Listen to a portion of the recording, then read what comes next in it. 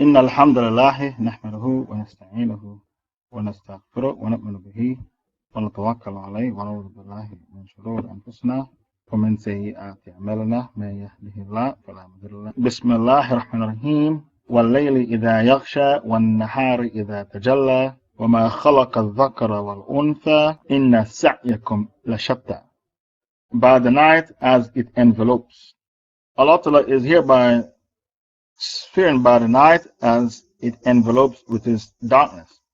I'm in the countryside, the deep rural, so expect to hear animals outside. I am in the deep rural, so expect to hear animals outside. You're going to hear crickets, not the cricket that they play in the UK, but the animal which is called cricket, a small insect. Because I'm in the countryside. وَاللَّيْلِ إِذَا يَغْشَى. By the night as it envelopes. Envelopes here means the night becomes dark. And the night becomes dark and envelopes the entire society with its darkness. Sometimes when it is night in one place, it is day in another place. The night overtakes the day and the day overtakes the night. The night is one of the phenomena, the natural phenomena. And you are not allowed to take the night for granted. Because Allah told you the alternation of night and day is one of the wonderful and marvelous signs of Allah. The alternation of night and day is one of the wonderful and. So Allah said in Surah 3, 190, Surah Al-Imran, Surah 3, 190, إِنَّ فِي خَلْقِ السَّمَاوَاتِ وَالْأَرْضِ وَاخْتِلَافِ اللَّيْلِ وَالنَّهَارِ لَآيَاتٍ لِأُولِي الْأَلْبَابِ. Verily in the creation of the heavens and the earth and the alternation of night and day, there are indeed signs for men of understanding, men of knowledge. So Allah Ta'ala in the above mentioned ayah is telling us that the alternation of night and day is one of the wonderful and marvelous signs of Allah Ta'ala. Allah Ta'ala swears by the night in this surah, but He also swore by the. So Allah said, وَاللَّيْلِ إِذَا يَغْشَى, and Allah said, وَالنَّهَارِ إِذَا تَجَلَّى. And I swear by the night, I swear by the night, and I swear by the day, as it appears with its brightness. So the sun is the factor that determines night from day. So the sun and the moon, they are also another natural phenomena and another wonderful and marvelous sign of Allah, another wonderful and marvelous creation of Allah. So Allah said in Surah Fussilat, Surah 41, verse 30, وَمِنْ آيَاتِهِ اللَّيْلُ وَالنَّهَارُ. And from among the wonderful and marvelous, Surah Fussilat, Surah 41, verse 37. وَمِنْ آيَاتِهِ اللَّيْلُ وَالنَّهَارُ وَالشَّمْسُ وَالْقَمَرُ لَا تَسْجُدُوا لِلشَّمْسِ وَلَا لِلْقَمَرِ وَاسْجُدُوا لِلَّهِ الَّذِي خَلَقَهُنَّ إِن كُنتُمْ إِيَّاهُ تَعْبُدُونَ. From among the wonderful and marvelous signs of Allah is the night and the day, and the sun and the moon. Do not prostrate yourselves to the sun nor the moon, but prostrate yourselves to Allah who created them, if you really worship Allah. So on many occasions, in many surahs, Allah spoke about the night and the day. Allah repeatedly mentioned the night and the day. These are natural phenomena of Allah, and you take them for granted. The alternation of night and day should not be taken for granted. Because when we debate with the atheist, we use the alternation of night and day as one of the many arguments that we use to refute the atheist. Because the atheists would like us to believe that the world came about by an accident, the Big Bang Theory. No one is governing the universe. If the world came about by accident and no one was governing the universe, we would have 5 years of night alone and 10 years of day alone. The alternation of night and day will not be done systematically and orderly, with no inconsistencies, no discrepancies, and no incongruities. So the alternation of night and day is one of the natural phenomena of Allah. And when you debate with the atheist, The alternation of night and day is one of the many arguments we use against the atheists. Because if the world came about by accident, and it continues to exist by accident, we would have 10 years of night alone and maybe 20 years of day alone. But the alternation of night and day, as Allah told you, is done in a systematic manner, an orderly manner. In the governance of the universe, there is no discrepancies, no far-fetchedness, no inconsistencies, and no incongruities. Why? Because Allah is governing the universe. And the Christians who claim that Allah died on the cross, Allah died on the cross. Allah came down on earth in the form of Jesus and died on the cross for man to have salvation. We say to the Christians, it is blasphemy. Because if God should die, who will run the universe? It is blasphemy. Because if God should die, who would run the universe? Allah Ta'ala spoke about the Layl again in Surah Falaq. And Allah told you to seek refuge from the night. Surah Falaq, Surah 113. Allah spoke about the night again in the surah, and Allah told you to seek refuge from the night. So Allah said, قُلْ أَعُوذُ بِرَبِّ الْفَلَقِ مِنْ شَرِّ مَا خَلَقَ وَمِنْ شَرِّ غَاسِقٍ إِذَا وَقَبَ. Say, I seek refuge with Allah, who is the Lord of the daybreak, from the evil that He, Allah, has created, and from the evil of the night when it becomes dark. From the evil of the night when it becomes dark. If you are a doctor and you work in a hospital, you'll find that the intensive care unit of the hospital becomes busy at night. That is when people suffer multiple stab wounds and multiple gunshot wounds. The criminals use the night to rape women and to kill people and to steal, because they think for you to come to court and testify against them, it's going to be very difficult because your vision is impaired. You can't see the criminal properly at night. So people use night to do a lot of bad things. And because the people use the night to do a lot of bad things, Allah told you in the Quran, in Surah 113, to seek refuge from the night when it becomes dark. وَمِن شَرِّ غَاسِقٍ إِذَا وَقَبَ. When the night comes, people fall into three categories. When the night appears, people fall into three categories. The first category, okay, the person taking notes, the three categories of people in regards to the night. You won't be able to testify against them in court because your vision is impaired. Right? So they use the night to commit crimes against humanity because they think your vision is impaired, so you can't testify against them in court. And if there is an element of doubt about the person who committed the crime, the judge has to throw the case out of court if there's an element of doubt. When the night comes, people fall into three categories. The first person, he goes to his bed. He goes to his bed when the night comes, so he doesn't gain nor lose from the night. Because he goes to his bed immediately when night comes. He neither gain nor lose. The second category, he stays up and he reads Quran and he indulges in ibadah. He indulges in ibadah, read Quran and he prays tahajjud. So he gains from his night. The third category, he stays up at night to do robbing and mugging and stealing, raping women and killing people. So he loses from his night. These are the three categories of people in regards to the night. Allah told you in the Quran, the third category, he stays up to commit crimes, so he loses from the night. Allah told you in the Quran, the purpose of the night is to take rest, but the purpose of the day is to gain your livelihood. Surah 78, verses 9 to 12, or 9 to 11. Surah 78, verses 9 to 11.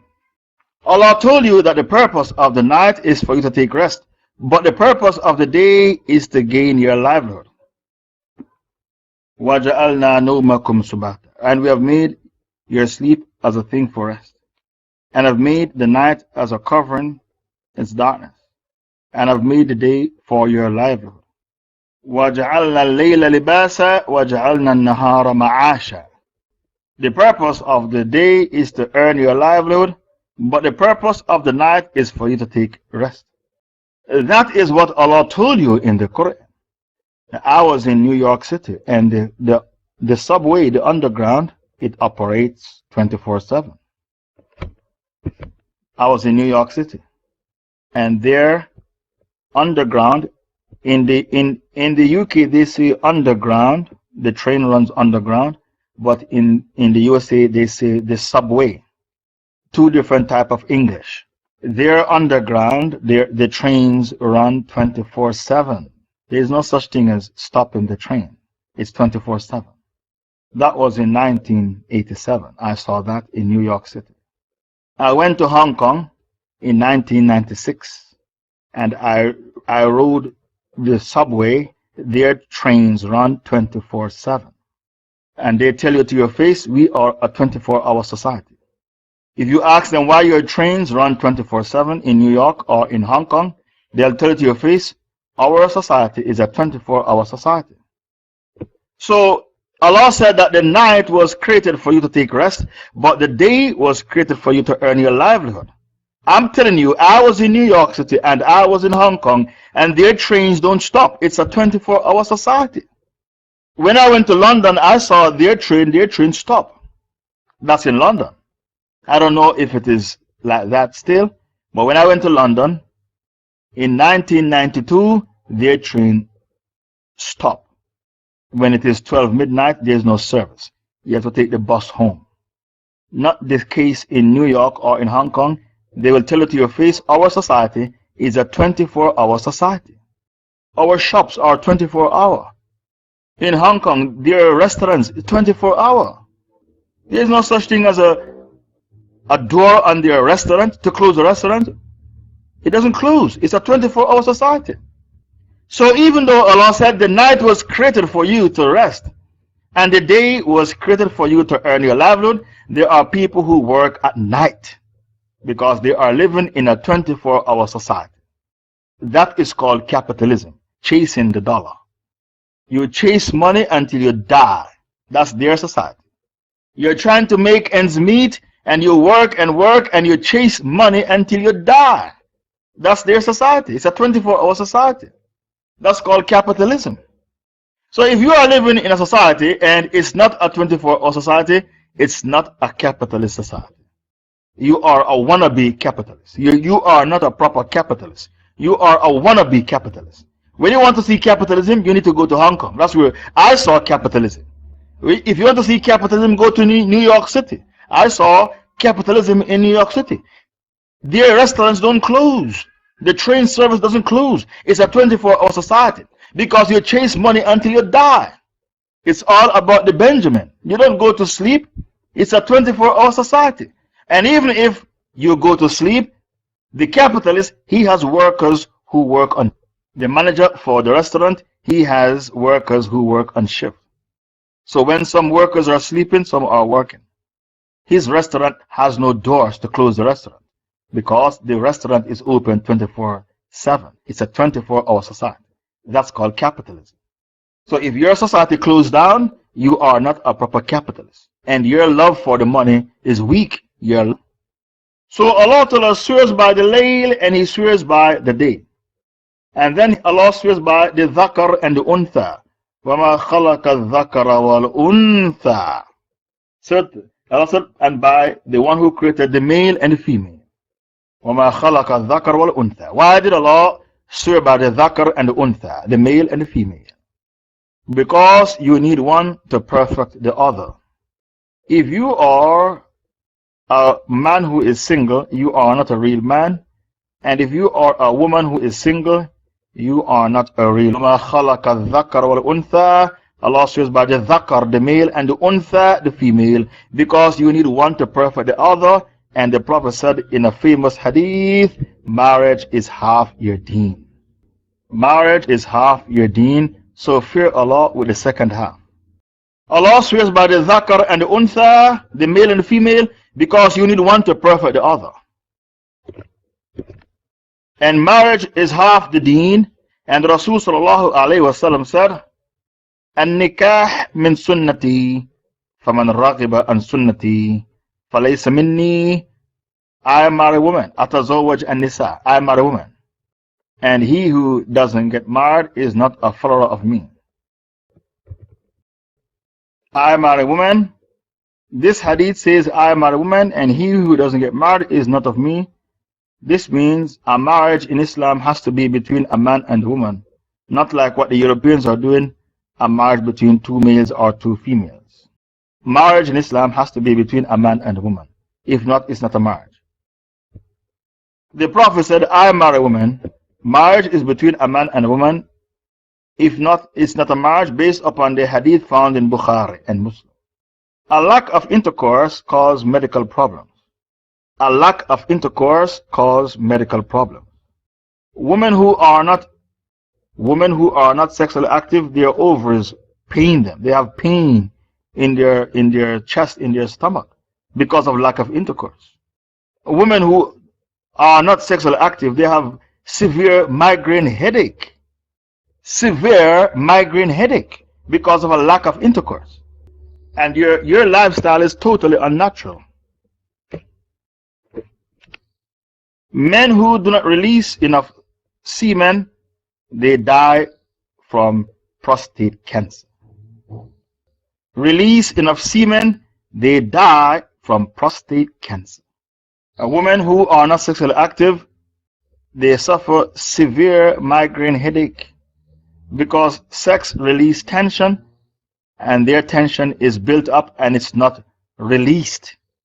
So Allah swears by the male and the female because you need one to perfect the other. It is haram for a girl to kiss a man on his lips. A girl cannot kiss her father or her stepfather or her brother or her grandfather on the lips. The only man a girl is allowed to kiss on the lips is her husband. That's what I was taught in university. Okay, Authentic Tawhid 5, could you find the fatwa kissing on the lips? Go to a website called, anyway, I don't have to tell which website. It is haram for a girl to kiss on the lips unless it is her husband. She can't even kiss her father, the grandfather, her brother, or her uncle on the lips. She is only allowed to kiss her husband on the lips, and everybody needs to kiss. It's called your emotional needs. Kissing is called your emotional needs. The Prophet ﷺ said, the best of my ummah are the men with the most women, the most wives. This is the hadith of Ibn Abbas found in Sahih Bukhari. The best of my ummah are the men with the most wives. Okay, find the hadith, the best of my ummah are the men with the most wives, found in Sahih Bukhari. It's a hadith of Ibn Abbas. Then the Prophet said in another hadith, the worst of my ummah are the bachelors. This hadith found in At-Tabarani. The worst from my ummah are the bachelors, because they always get up to no good. This hadith is found in At-Tabarani. Because the bachelors, they masturbate and they fornicate. The worst from the ummah are the bachelors, because they masturbate and fornicate. Allah swears by the night and Allah swears by the day. Allah swears by the male and Allah swears by the female. I will now bring you an ayah. Surah 30 verse 21. وَمِنْ آيَاتِهِ أَنْ خَلَقَ لَكُم مِّنْ أَنفُسِكُمْ أَزْوَاجًا لِتَسْكُنُوا إِلَيْهَا وَجَعَلَ بَيْنَكُمْ مَوَدَّةً وَرَحْمَةً. 30 verse 21. From among the wonderful and marvelous signs of Allah is this: He has created for you wives, partners from yourselves, that you will find comfort in them, repose. And He put between you love and mercy, affection and mercy. Verily, in that are indeed signs for a people who reflect. So, a person who is not married is not a complete person.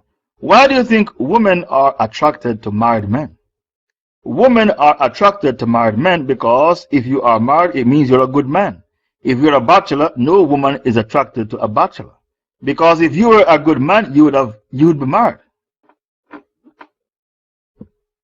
A person who is not married is not a complete person. And because of that, when Allah Ta'ala put Adam in the garden, He created for Adam his companion, Eve, becomes a complete person with his partner, Eve. Some women are If he wasn't a good man, he wouldn't be married, because marriage is a huge responsibility. To provide 3 meals a day, to provide 3 meals a day for a wife and 5 kids, that's a huge responsibility. And to pay all the bills. Why do you think some men, they prefer to be gay? Some men prefer to be gay because the responsibility of a marriage is horrifying and terrifying and petrifying. If the man wasn't a good person, he wouldn't be married. That's what I'm saying. If the man wasn't a good person, not a complete. If the man wasn't a good person, he wouldn't be a married man. So because of that, many women are attracted to married men. For you to be married means you're a good man. Allah Ta'ala swears by 4 things: the night and the day, the male and the female. So what is the answer to the swearing? The swearing can be found in Ayah 4, Inna sa'yakum lashatta. Certainly your efforts and deeds are diverse. You have different aims and objectives in life. That is the answer to the swearing. Ayah 4, Inna sa'yakum lashatta.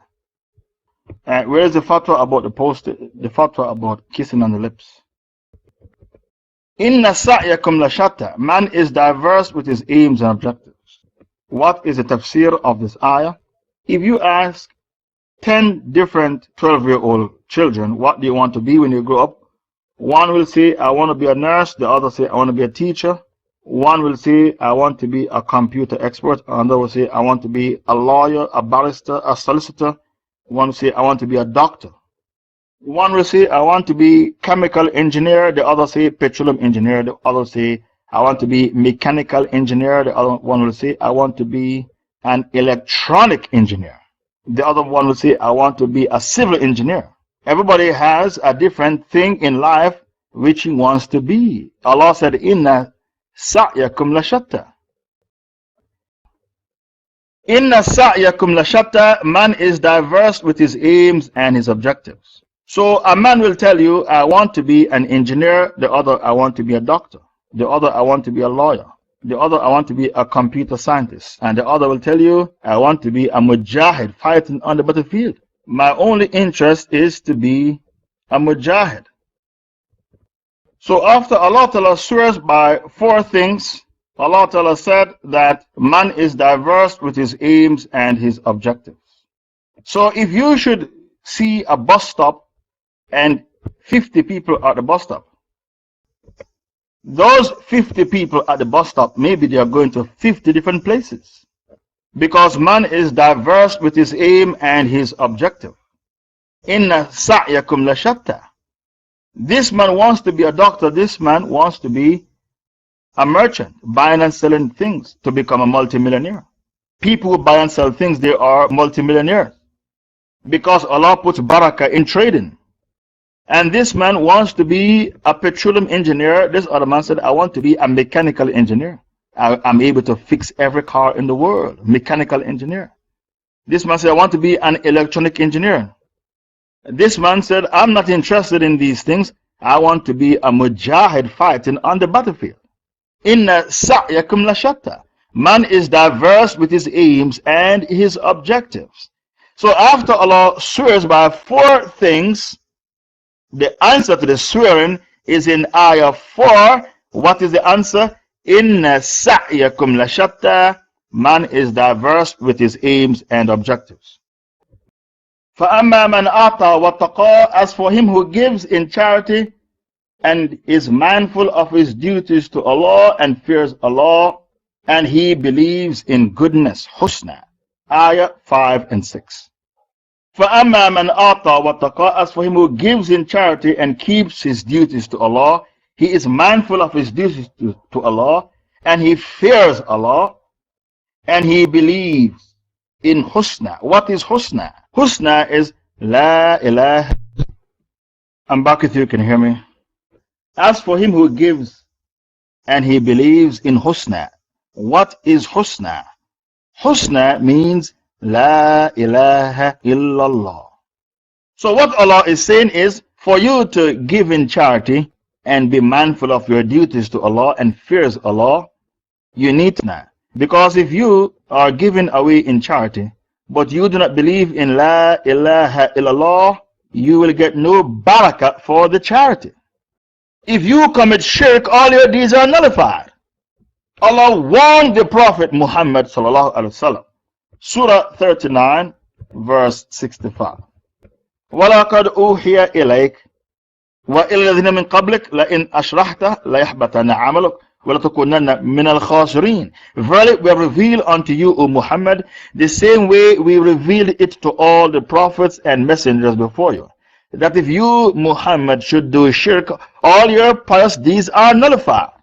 So if he was Muhammad and yet he was warned about shirk, what about you and I?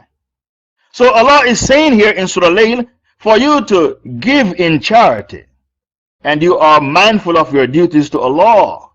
If you want your good deeds to be accepted, you need to believe in Husna. What is Husna? Husna is La ilaha illallah. So think about a woman like Mother Teresa. Mother Teresa, who did a lot of good in her lifetime.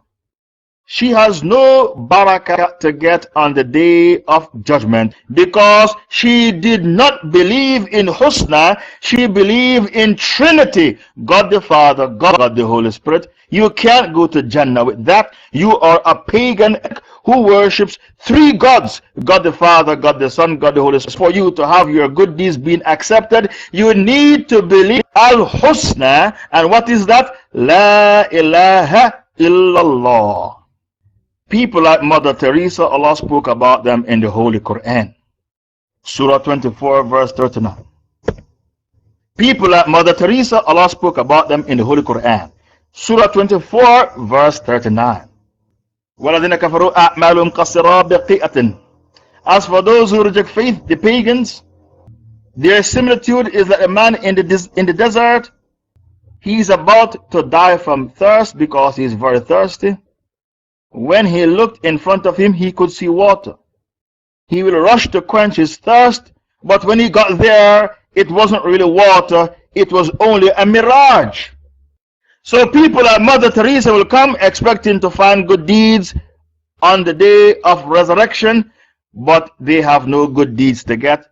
Their good deeds are like a mirage in the desert, because they committed shirk. And Allah said, if you commit shirk, all your pious deeds are nullified.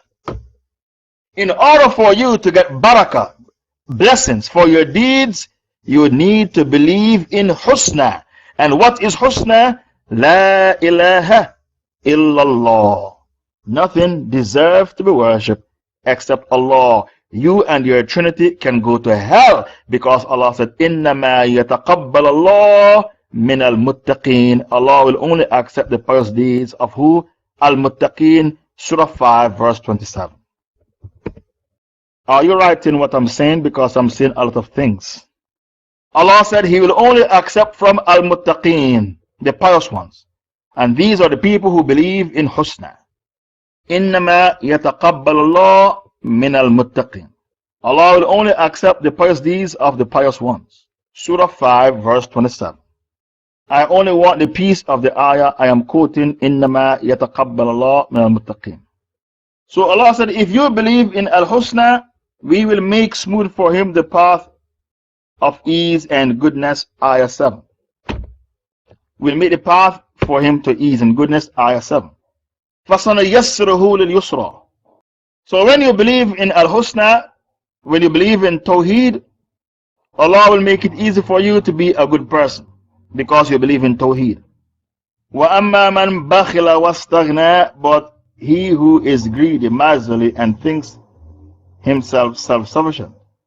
وَكَذَّبَ بِالْحُسْنَى. And he denies Al-Husna, which is Tawheed. فَسَنَيَسْرُهُ لِلْعُسْرَى. We will make smooth for him the path for evil. Ayah 8, 9, and 10. Did you know, according to the tafsir of the scholars, the classical scholars, like Ibn Kathir and Ash-Shawkani, did you know that the ayahs 5, 6, and 7 is talking about Abu Bakr? Ayahs 5, 6, and 7 is talking about Abu Bakr.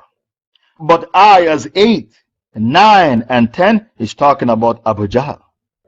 Did you know that's a tafsir? The ayahs 5, 6, and 7 is talking about Abu Bakr. But the ayahs 8, 9, and 10 is talking about Abu Jahl. That is the tafsir. وَمَا يُغْنِي عَنْهُ مَالُهُ إِذَا تَرَدَّى, and what will his wealth avail him when he goes down in destruction? Ayah 11. وَمَا يُغْنِي عَنْهُ مَالُهُ إِذَا تَرَدَّى. When the Prophet used to warn Abu Lahab about the hellfire, he would make a mockery of the hellfire. He would say, I have enough money to bribe my way to the paradise. He told the Prophet, I have enough money to bribe my way to the paradise. Who told you Allah takes bribe? How can man bribe Allah? Well, that's what Abu Lahab said to the Prophet. I have enough money to bribe my way to the paradise. Who told you Allah takes bribe? Whenever a person is rich and he thinks of himself as self-sufficient, he always sees himself above religion. I don't need religion. If I have everything money can buy, why do I need religion? The rich and famous, they think like this. And even if they join a church, it is always a devil worshipping church. A church like Scientology or the Kabbalah. Some devil worshipping thing they always join. They always think they don't need Allah. Or they join the Illuminatis or the Freemasons. But to surrender to Allah, they find it difficult. So Allah Ta'ala is talking about wealth here. How can his wealth avail him when he goes into destruction? A famous rapper, Kanye West, said, I had a dream I can buy my way to heaven. History repeats itself. A famous rapper, Kanye West, said, I had a dream I can buy my way to paradise. So history is repeating itself. Abu Lahab made that statement 1400 years ago. And now Kanye West is repeating what Abu Lahab said. وَمَا يُغْنِي عَنْهُ مَالُهُ إِذَا تَرَدَّى Inna alayna lal huda, unto us belongs the guidance, the huda. Ayah 12. Unto us belongs the huda, the guidance. It is impossible for you to be guided unless you are guided by Allah, because Allah told the Prophet Muhammad sallallahu alaihi wasallam, إِنَّكَ لَا تَهْدِي مَنْ أَحْبَبْتَ وَلَكِنَّ اللَّهَ يَهْدِي مَنْ يَشَاءُ. You cannot guide to Islam those who you like, only me, Allah can guide. Surah 28, verse 56. Surah 28, verse 56. Allah has 99 names and attributes. One of his names is Al-Hadi, the guide. Therefore, only Allah Ta'ala can guide. And truly to us belongs the last, the hereafter, and the first, the dunya. We control what takes place in the dunya and the akhirah. وَإِنَّ لَنَا لَلْآخِرَةَ وَالْأُولَى, Surah 92, verse 13. Verse 13. Unto us belongs the dunya and the akhirah. Unto us belongs the ula and the akhirah. So because the akhirah belongs to us, we send to paradise who we want, and we send to the hellfire who we want, and nobody can veto Allah, because Allah is what? Maliki Yawmiddin. Maliki Yawmiddin has three meanings. Maliki Yawmiddin means only Allah knows when is Judgment Day. Maliki Yawmiddin also means no one can intercede for someone without the permission of Allah. Maliki Yawmiddin means Allah sends to paradise who He wants, and He sends to the hellfire who He wants, and no one can veto Allah. These are the three meanings of Maliki Yawmiddin. Maliki Yawmiddin, yes, it has three meanings. Only Allah knows when is Judgment Day. Second meaning, no one can intercede for someone without Allah's permission. And He sends to paradise who He wants, and He sends to hellfire who He wants, and no one can veto Allah. فَأَنذَرْتُكُمْ نَارًا تَلَظَّى, therefore I have warned you of a blazing fire. Ayah 14, I warned you about a blazing fire. None shall enter it except the most wretched. Ayah 15. The reason why Allah said only the most wretched will enter the hellfire is because Allah has made it easy for you to enter the paradise. Why? Because Allah said, my mercy prevails over my wrath. Okay, find that hadith. Inna rahmati taghlib ghadabi, verily my mercy prevails over my wrath. So if Allah's mercy prevails over His wrath, that means He's making it easy for you to enter the paradise. Allah has made it easy for you to enter the paradise. All the previous prophets, they had a dua which Allah will answer, and they utilized their dua. They used up their dua. The Prophet Muhammad said, I saved up my dua to use it as shafa'ah, intercession for my ummah on Judgment Day. Please find that hadith. The previous prophets, they used up their dua. As for me, Muhammad, I did not use up my dua. I saved it up to use it as shafa'ah, intercession, to beg Allah to give Jannah to everybody from my ummah. Another reason why Allah is making it easy for you to enter the paradise. I'm giving you the reasons. Because Allah said no one will enter the hellfire except the most wretched, the most evil. Allah said in a Hadith Qudsi, Ya ibn Adam, Lo ataytani biqurab al-ardi khataya. Oh, children of Adam, if you come to me with your sins reaching the sky, as long as you didn't commit shirk, I will grant you forgiveness, and I do not mind.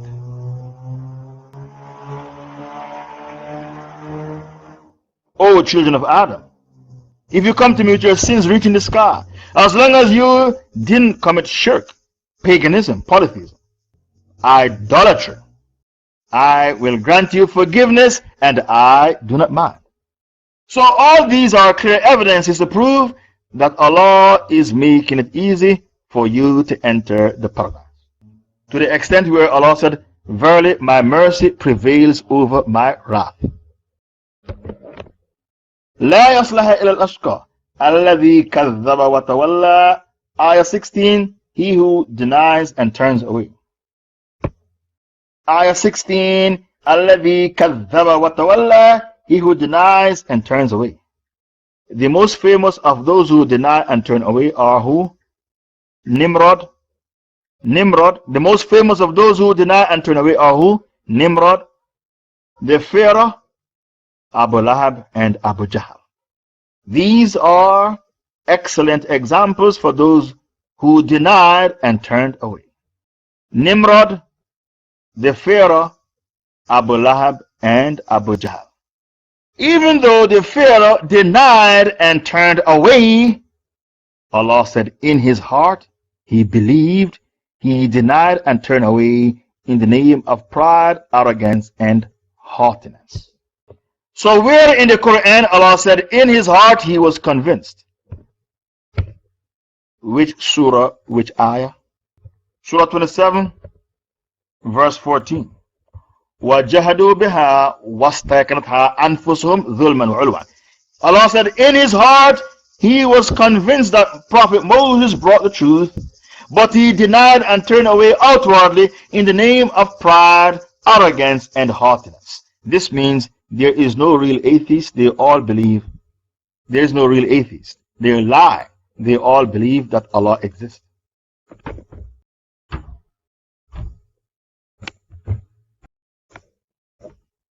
Okay, the above mentioned ayah, evidence put in the notes, the above mentioned ayah is the evidence that the Pharaoh believed. He lied when he said he didn't believe. He believed in his heart. There are no real atheists. They all believe Allah exists. They are lying. The world's most famous atheist, Allah said in his heart he believed. Wasayurjan. Al-Mutakun will be far removed. Wasayurjannabuhal atqa, ayah 17. The one with taqwa will be far removed from the hellfire. The people of taqwa will be far removed from the hellfire. Ayah 17. So what is taqwa? Taqwa is the place between yourself. The people of taqwa will be far removed from the hellfire. So what is taqwa? Let us define taqwa. Taqwa is the place between yourself by doing the fard and by abstaining from the haram. That is taqwa. What is the definition of the place between yourself and the wrath of Allah Abaria?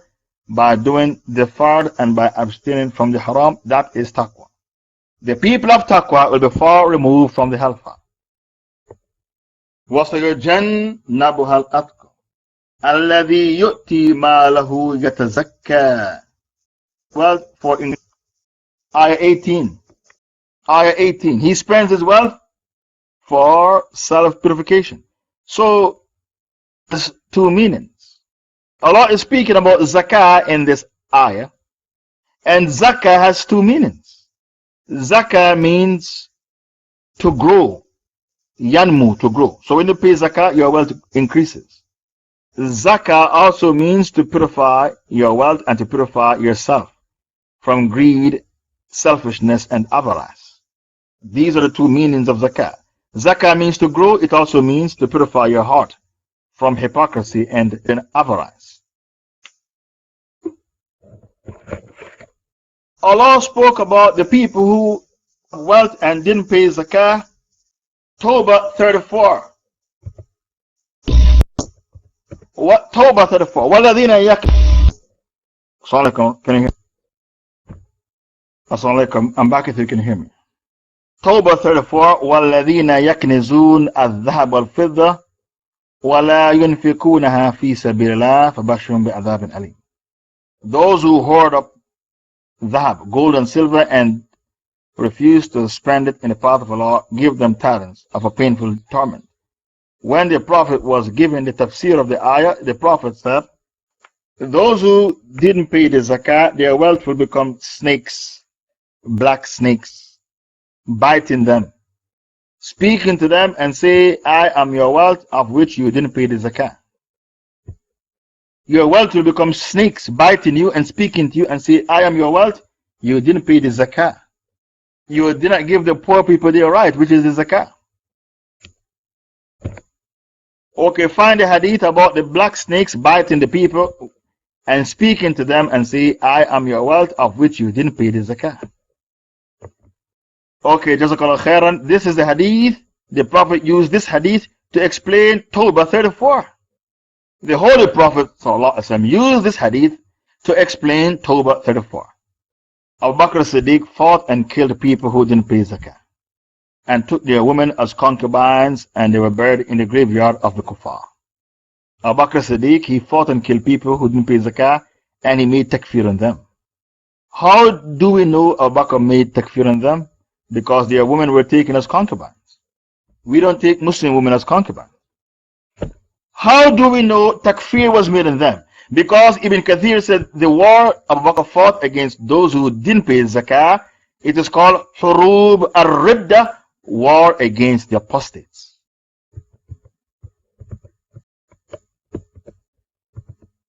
Allah mentioned Tawbah, Salah, and Zakah as the three conditions to accept the Shahada of a revert.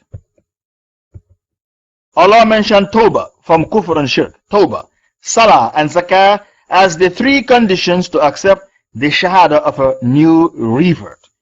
Where's the evidence? The evidence is Tawbah 11, Surah 9, verse 11. So when the Sahabas were concerned about reverts coming into Islam, what if their Shahada is fake? Allah said, if three conditions are found, Tawbah from their kufr, Salah and Zakah, accept them as your brothers in faith, your brothers in deen. A debate took place between Imam Shafi and Ahmad ibn Hanbal about the man who doesn't pray. Is he a Muslim or a Kafir? Imam Shafi said he's a Muslim. Ahmad ibn Hanbal said he's a Kafir. During the debate, Ahmad ibn Hanbal quoted this ayah, Tawbah 11, to refute those who say, if you don't pray, you're still a Muslim. Allah said, we have put down three conditions for you to accept the Shahada of a new revert. What are the conditions? Tawbah from his kufr and his shirk, Salah, Zakah. If these three conditions are found, then you accept the Shahada of a revert. وَمَا لِأَحَدٍ عِنْدَهُ مِنْ نِعْمَةٍ تُجْزَى. Ayah 19. وَمَا لِأَحَدٍ عِنْدَهُ مِنْ نِعْمَةٍ تُجْزَى. And who has in mind no favor from anyone to be paid back. When the USA gives money to a country, why the USA gave money to the country? It's called to buy influence. It's called to buy influence. If a Republican candidate is campaigning in the election, and a man has a factory in Ohio making tanks. Another man has a factory in Detroit making planes, fighter jets, and he donates $1 million to the election campaign. When the Republicans win the election, he wants the Republicans to buy his planes or to buy his tanks, because I donated $1 million to your election campaign. So now it's payback time. When I gave you $1 million, when I donated $1 million to George W. Bush, I expect him to start a war for me to sell my tanks. That donation was an investment. I donated to your party. So now it's payback time because you're in the White House. It's called what? Payback time. That's how democracy runs. Right here in Jamaica, I passed by a filling station, a gas station, a petrol station. And I saw about 10. I said, why they only buy their petrol from this petrol station? They said, because the man who owns the filling station, he supported the government. He gave money to the government during the election campaign. So now that the government is in office, they only send their garbage trucks to his petrol station, his filling station, to buy his gas, his petrol, because he's a donor to the party who is presently in office. So whenever a kafir gives you charity, he always says, what is in it for me? What about the payback time?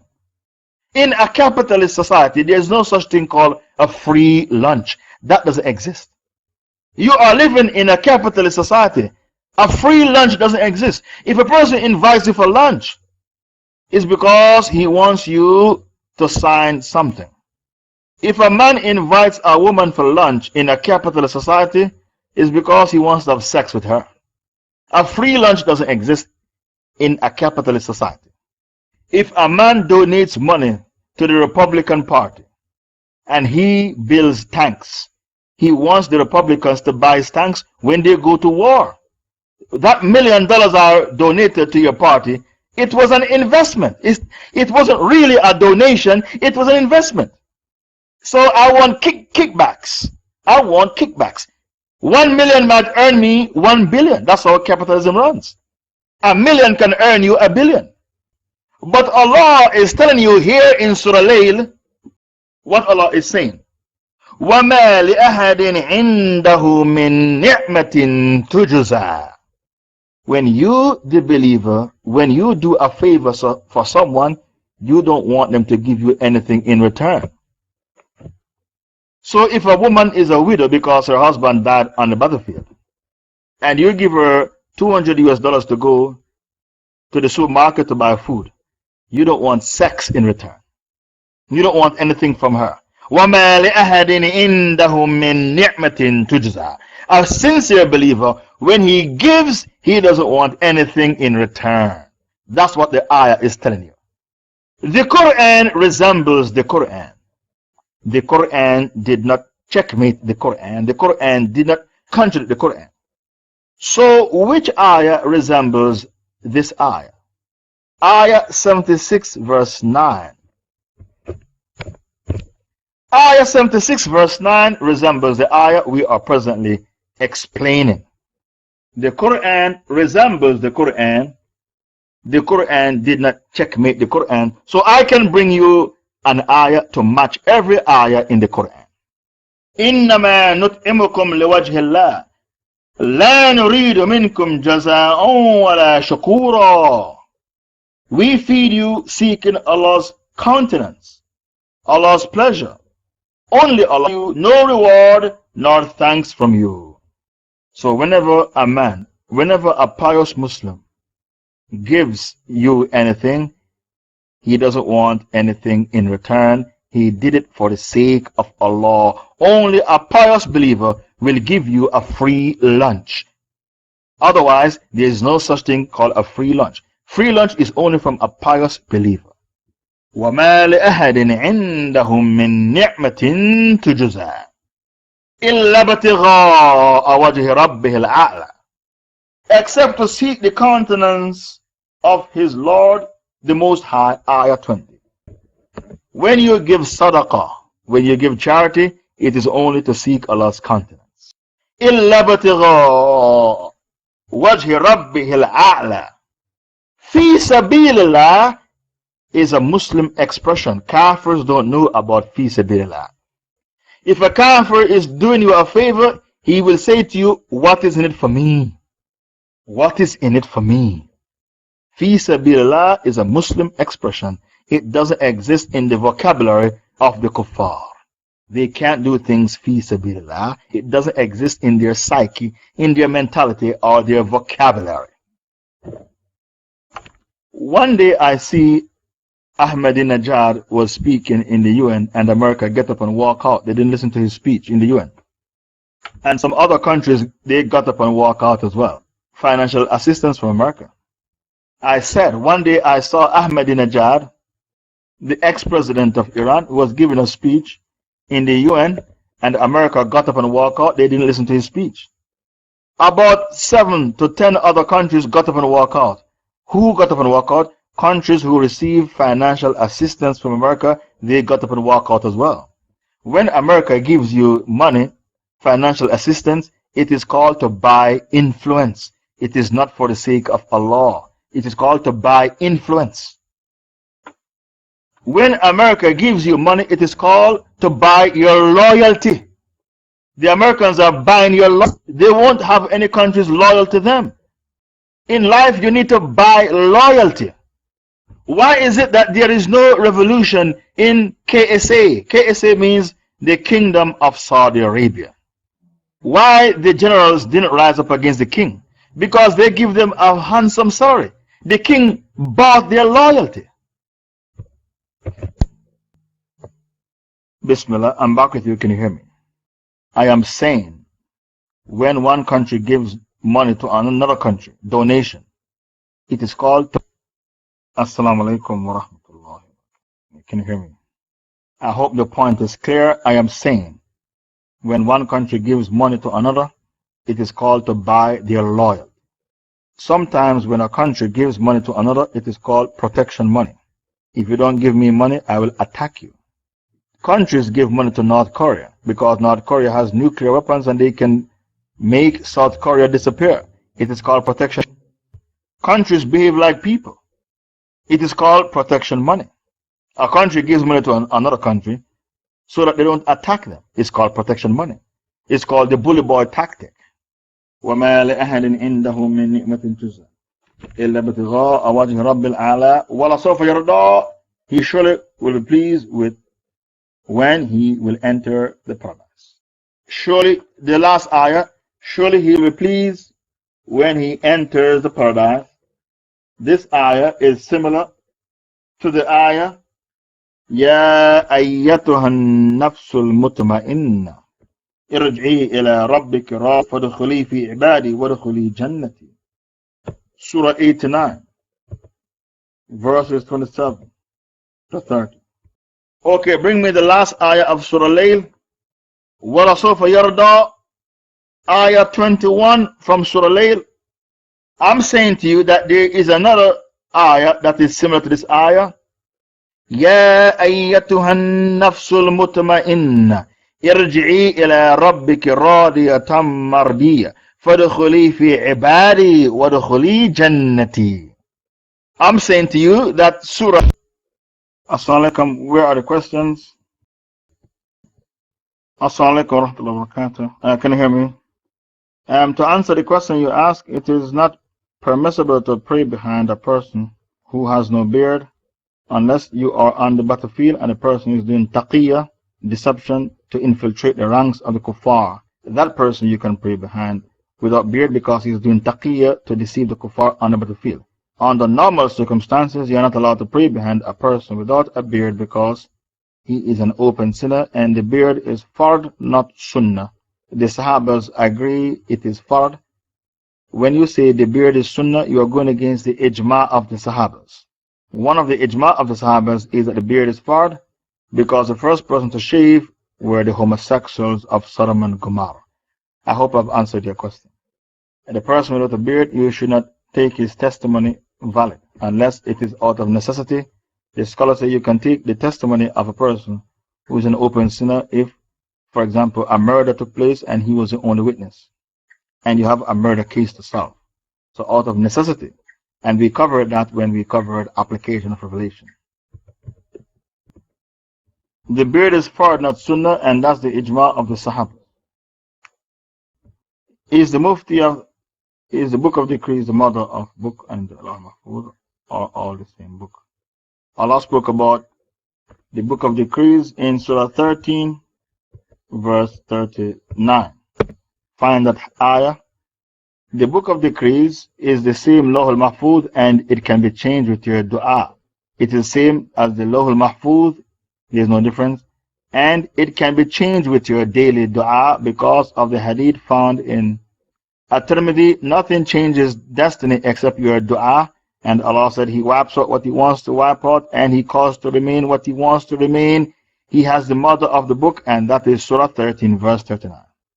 Yamhu Allah ma yasha wa yuthbit wa indahu kitab. That is the hujjah. And look, even the translator put in brackets Lawh al-Mahfuz. The book of decrees and Lawh al-Mahfuz is the exact same thing based upon this ayah, Surah 13, verse 39. What wipes out the destiny? Your dua. So maybe a calamity was written to befall you, a catastrophe, but your dua wipes it out. Okay, find the hadith in Ahmad and At-Tirmidhi where the Prophet said nothing changes your destiny except your dua. The Mufti of Saudi Arabia, is he a kafir? I do not know. I prefer not to make takfir on him. I put it to Allah, I leave it to Allah, I say Allah knows best. Yes, this is the hadith found in Ahmad and At-Tirmidhi. Your destiny can be changed with your dua. Okay, that was the last question. I close. Subhanakallahumma wa bihamdik. Ashhadu an la ilaha illa anta astaghfiruka wa atubu ilayk.